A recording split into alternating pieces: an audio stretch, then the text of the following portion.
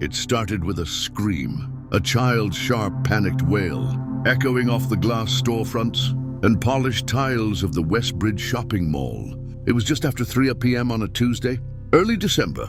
The holiday decorations were in full swing. Glittering wreaths, artificial snowflakes dangling from the ceiling, and jazzy renditions of Christmas carols drifting from hidden speakers. Seniors sipped coffee near the food court. Young families shuffled past toy stores. Parents rushed to finish holiday shopping. But all of that came to a halt when the scream pierced the air. Near the central atrium, a crowd turned. Standing alone, near a children's clothing store, was a little girl no older than 5, dressed in a red puffer jacket and purple boots, her cheeks wet with tears, clutching something small and fuzzy to her chest. Then suddenly, a German shepherd lunged through the crowd. The K9 came from the west wing of the mall, its handler shouting just 2 steps behind. Shoppers gasped. Some ducked. Some screamed, thinking the dog had gone rogue. But he wasn't charging aimlessly. His eyes locked on the crying girl. And then it happened.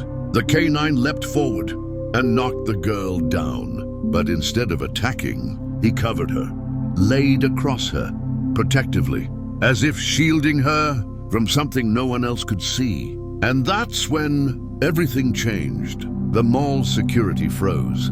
The handler dropped to one knee, and every shopper who had pulled out their phone now hesitated, because what they saw next was chilling. There was something clutched in the girl's tiny hand, and it wasn't a toy. The girl didn't scream again. In fact, she barely moved.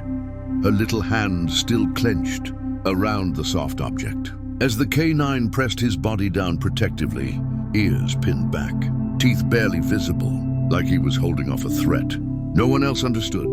His handler, Officer Greg Hawthorne, arrived seconds later, a 17-year veteran of the Westbridge Police Department. Greg had trained dozens of K9s over the years, but this one, Tango, was different. Tango had never lunged like that, not without command, not without cause. "Easy, boy," Greg said, moving slowly. "Let's see what you found." The girl sniffled, blinking up at the officer. Her name, they later learned, was Emily, just 5 years old, separated from her mother in the mall crowd, but that wasn't what had made her cry. Officer Greg reached toward the object in Emily's hand. Tango let out a low growl. Okay, we'll do it your way," Greg murmured, motioning for mall security to back off. Only then did he kneel beside the girl and ask gently, "Sweetheart, what's in your hand? Can I see it?" With trembling fingers, Emily uncurled her palm. Everyone leaned in. It was a mitten, just one. A child's mitten, pink, with a little silver heart stitched on top. But Greg's face changed the moment he saw it. "Tango didn't lunge at her," Greg whispered. "He lunged for this because Greg recognized the mitten. 2 months ago, a 6-year-old girl named Callie had gone missing outside her school. Her case had gone cold, and that mitten had been hers. By now, the mall had come to a complete standstill. Store clerks stood in their doorways. Security radios buzzed with chatter, and customers stared. In stunned silence, Officer Greg called for backup. "Dispatch, it's Hawthorne. I need Child Protective Services and missing persons at Westbridge Mall. Immediately. We may have a lead on the Callie Parker case." The dispatcher on the other end froze. "Did you say Callie Parker?" Greg didn't answer. His focus was on Tango, who remained perfectly still beside Emily, eyes flicking between the girl and the crowds around them, nose twitching, as if still tracking something invisible. He turned back to Emily. "Sweetheart, where did you get that mitten?" The girl didn't answer. She simply pointed toward the second level, to a man watching them. He was dressed like anyone else in the crowd. Tan overcoat, black scarf, large sunglasses, despite being indoors. And when he realized she was pointing at him, he ran. Tango barked once, sharp and thunderous, and took off. Greg followed, heart racing, boots pounding the mall tiles. The chase tore through the escalators, across the upper level, past the winter-themed photo booth, The suspect tried to blend into the crowd, but Tango never lost him, not for a second. And just as the man reached the emergency exit door, Tango leapt, tackled him mid-stride. They went down hard. By the time Greg caught up, the suspect was pinned, growling, "I want a lawyer," before anyone had asked a question. And in his coat pocket was the other mitten. Back at the mall atrium, Emily had been taken into a quiet conference room by social services, a warm blanket wrapped around her shoulders. A counselor sat beside her. She was safe now, but her story was just beginning. The mitten, later confirmed to be Callie Parker's, hadn't been given to Emily as a gift. She had found it in a locked room in the man's apartment. When asked how she knew him, Emily explained, in the simplest way only a child could. "He told my mommy he was a teacher." Greg's stomach turned. This wasn't a random lost girl. This was part of something bigger, much bigger. When officers raided the man's home, they found evidence that he had been holding multiple children over the past several years. Toys, drawings, toothbrushes with different initials. It was a nightmare none of them were prepared for. And yet, thanks to Tango, it had cracked wide open. Emily had been taken just that day. Her mother, unaware, had been shopping at the other end of the mall, thinking Emily was still trailing just behind her. But Tango, trained to detect trace scents and missing persons, had zeroed in on Emily the moment they entered the mall on a routine K9 patrol. And in doing so, he had stumbled on something far more horrifying than anyone had imagined. The little girl, the mitten, the man who ran, and the chilling truth waiting to be unearthed. Emily's mother, Dana, arrived just as police were escorting the suspect out of the mall in handcuffs. She hadn't even realized her daughter had gone missing, only that Emily wasn't by her side when she turned around at the pretzel stand. Like so many parents during the holidays, she thought maybe Emily had wandered off to a nearby display. But then she saw the commotion, the police lights, and then her daughter, wrapped in a fleece blanket, being led out by a uniformed officer, and a K9 at her heel. Dana collapsed. Right there, next to the information desk, not from injury, but from the crushing weight of what could have been, the unbearable realization that her child had been one moment away from disappearing forever. Greg caught her, gently holding her up. "She's okay," he said again and again. "Your little girl is safe." Dana sobbed as she pulled Emily into her arms. Tango sat nearby, panting, eyes never leaving the scene. Greg knelt beside the K9 and whispered, "You did good, buddy. Real good." But in the back of his mind, the officer wasn't celebrating, because something about this felt unfinished. If Tango reacted so strongly to the mitten, if Emily had found it in a locked room, where was the girl it belonged to? Where was Callie Parker? The following morning, Greg brought Tango into the station early. Detectives were already piecing together the suspect's trail. His travel logs, employment history, digital footprint. What emerged was unsettling. He'd worked at multiple shopping malls, fairs, even temporary teaching gigs over the past 7 years, always near children, always slipping away when questions were asked.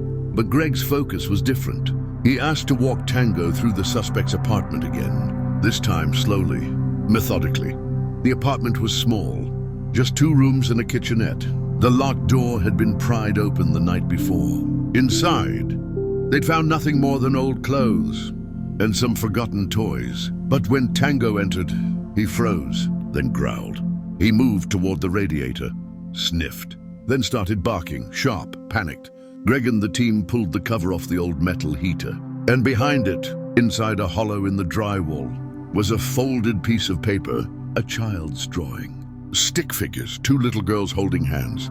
One was labeled me, the other C.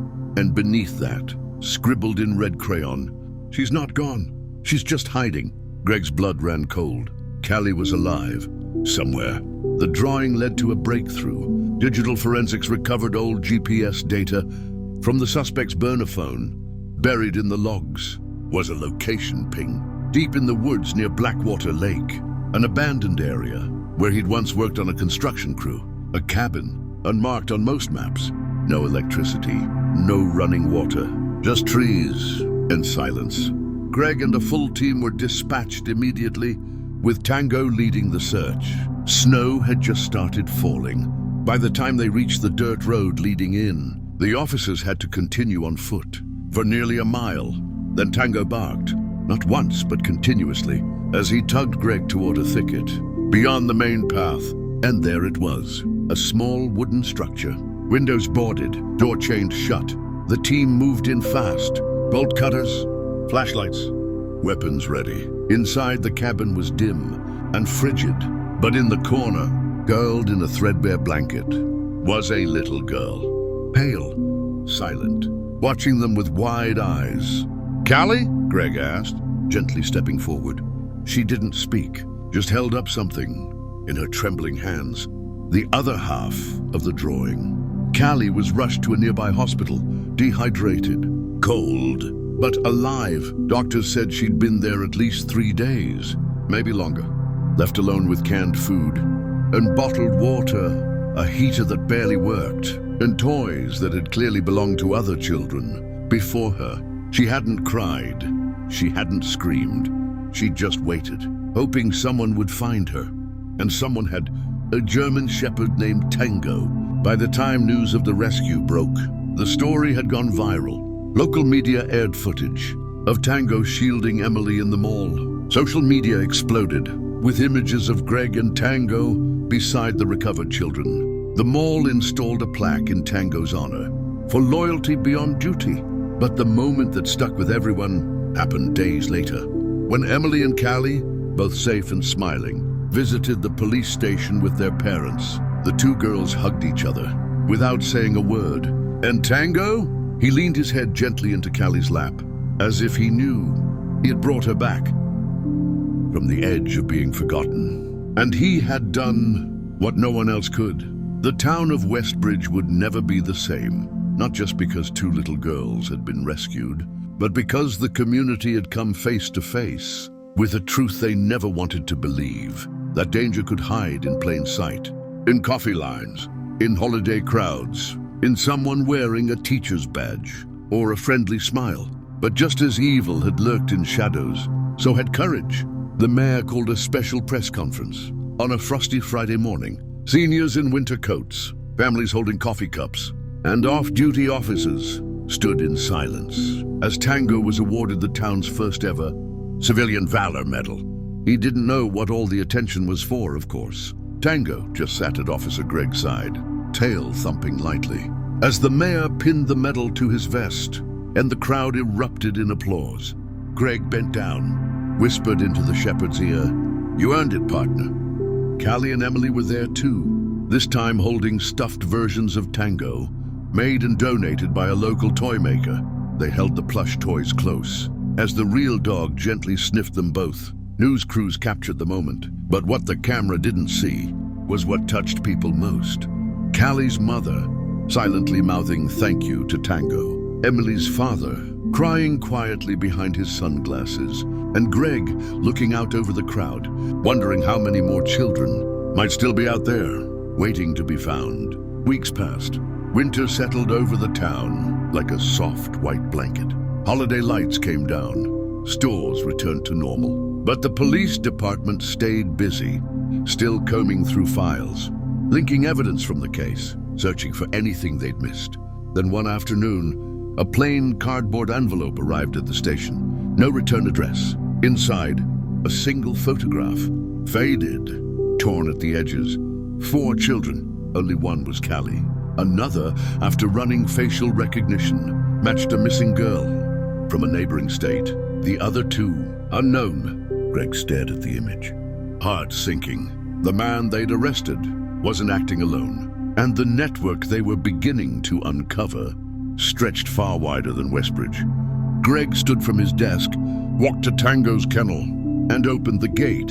"You ready for another run, boy?" Tango stretched, tail wagging slowly, and followed his partner out the door. The hunt wasn't over, but neither were they. 6 months later, Tango was officially retired. At 10 years old, his hips were beginning to stiffen, and the department had approved early retirement. After his heroic efforts, he was set to live out his days with Greg and his wife on their small property outside town, with long naps on the porch and belly rubs by the fire. But retirement didn't suit Tango. Every morning, he'd sit by the front door, waiting for Greg to grab his badge. He still sniffed the mailman's boots, still barked at the sound of police sirens in the distance, still stood alert whenever a child passed by the yard. He hadn't forgotten, neither had Greg. So once a week, Greg brought Tango back to the station. Not to work, just to be there. For the officers, for the kids who came in scared, for the victims who needed comfort. Tango became more than a hero. He became a symbol of what it meant to act on instinct, to protect the innocent, and to never give up, even when no one else believed something was wrong. 1 year later to the day, Westbridge Mall unveiled a statue near the children's play area, bronze, life-sized, a German shepherd mid-leap, shielding a tiny child beneath him. The plaque beneath read, "To Tango, who saw what no one else did and chose to act anyway." Emily visits often. So does Callie. They leave small toys at the base.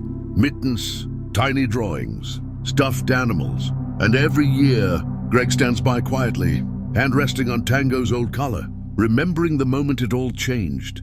A cry in the mall, a dog's sudden lunge, and the choice that saved not just one child, but many. Because sometimes heroes don't wear capes. Sometimes they wear a vest, walk on 4 legs, and refuse to back down when it matters most. And somewhere, in malls, schools, and quiet corners of the world, another Tango waits, watching. Ready?